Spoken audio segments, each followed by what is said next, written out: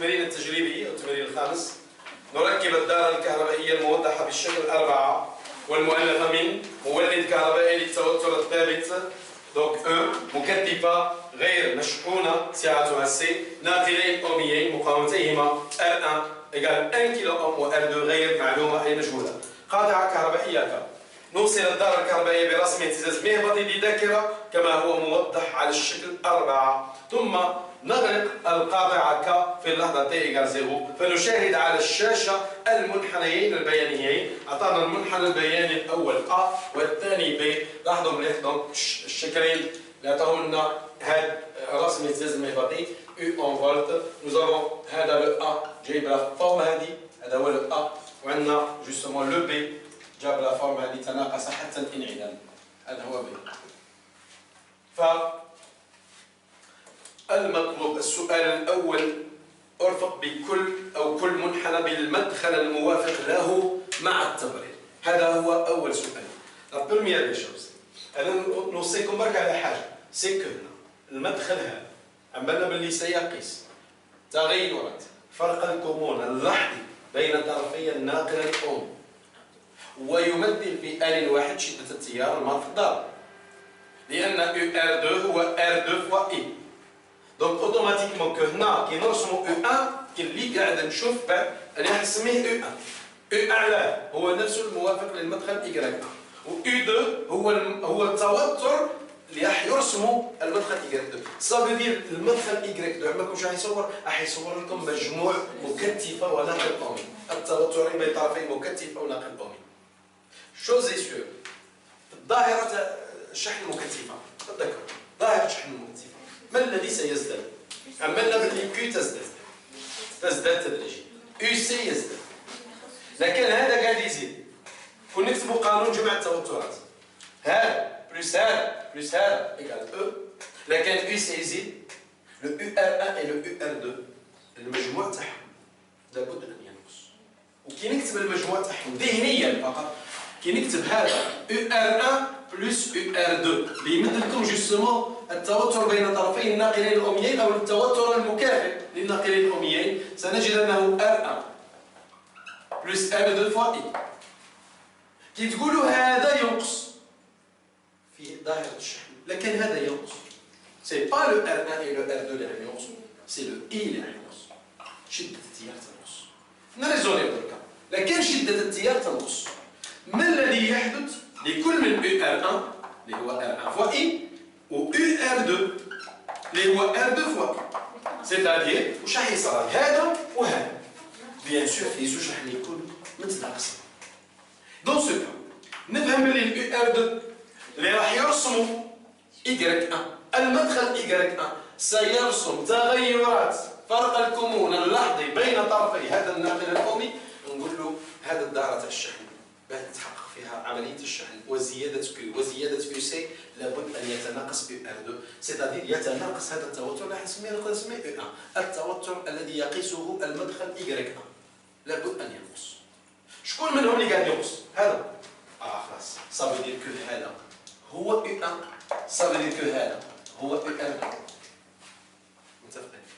هنا فالي با يخلطوا التلاميذ سورتو أنه آخر تمرين يعود آخر تمرين في موضوع فالي با يسميو UR2 ويسميو المدخل Y1 ولي زانديس يقواو على التلميذ وقادر يتخلط باسكو يفو سو كونسونطري. كون تقول هكا تقول U1 وتقول UR2 وتقول U2 وتقول UR1 قادر تخلط غير هنا سي كلار. دونك فالي يسميوهم كيف R2 يوافق L1 و R1 باقي R2 يوافق Y. معليش سي با غراف اون كونتينيو سي فو بلاي. شوفوا مليح لا بروميير دي شوز كيف نعلل اللي قلت لكم ظاهرة شحن مكثفة كي تزداد يو سي يزداد المجموع هذا باه يبقى دوما ثابت لابد ان يتناقص المجموع UR1 بلس UR2. المجموع UR1 بلس UR2 ما هو؟ نقول له هو R1 بلس R2 فوا I. باه ينقص هذا المجموع لابد ان تتناقص I شدة التيار وإذا تناقصت شدة التيار ما الذي يحدث ل UR2 لابد ان يكون متناقص. وإذا كان هذا متناقص شكون المنحنى بين المتناقص؟ سي بي.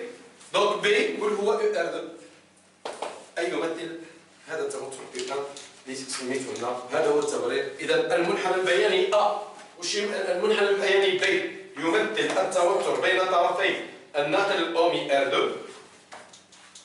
بين طرفي الناقل الأومي R2 والمنحنى البياني A التوتر بين طرفي بيان سور المكتفة والناقل الأومي R1 مباشرة. السؤال الثاني: اكتب المعادلة التفاضلية التي تحققها الشدة E de T للتيار الكهربائي في الدارة. تكتبوا قانون جمع التوترات وتنطلقوا كما كتبنا ديجا ER1 بلس ER2 بالطريقة هذه بلس UC إيكال à E. هذا سي R1 بلس R2 فوا I بلس UC. UC نكتبوها Q sur C إيكال à E. واش نديرو؟ تحبوا كما درنا قبيل بالشق دونك مباشرة بالاشتقاق المباشر نجد R1 بلس R2 fois dI sur dt plus 1 sur C fois dQ sur dt égale 0. ما هو dQ sur dt؟ bien sûr هو I. donc مادام هذا هو I نخرجوا justement la relation تولي R1 plus R2 dI sur dt plus 1 sur C fois I égale 0. ما كان نبقاو كاتبين ثابت هنا وثابت هنا دابيتود دونك ننقلوا واحد للطرف الثاني الطرف الاخر دونك سوا نضربوا كلش في السي سوا نقسموا كلش على R1 plus R2. Si on divise par R1 plus R2 on aura DI sur DT plus 1 sur R1 plus R2 fois C اللي هو 1 sur τ أو التو تاعنا justement مضروب فوا I égale 0 وهي المعادلة التفاضلية المطلوبة. متفقين؟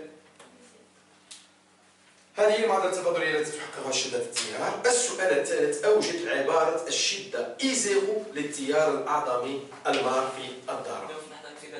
هنا نخدمو باللحظة الابتدائية ونولي جوستومون المكتفة هنا قال لكم غير مشحونة. هذه ديما نقول لكم الشرط لازم يكون موجود في لي دوني. شفنا الباك ماتينام ما مدولهمش الشرط هذا فالي يفرضوه سي اون ايرور في الباك امبوسيبل يمد لك مكتفه وما يتكلملكش على الحالات حال هي مشحونه ما قالكش مشحونه نص ساعه. متفقين؟ دونك لابد ان تذكر هذه الطريقه اللي تكون بها في الحاله الابتدائيه. الشرط الابتدائي لابد ان يكون موجود. اذا حنا كي نقولوا هنا انا جو بريفير بروندر سا شتو هذه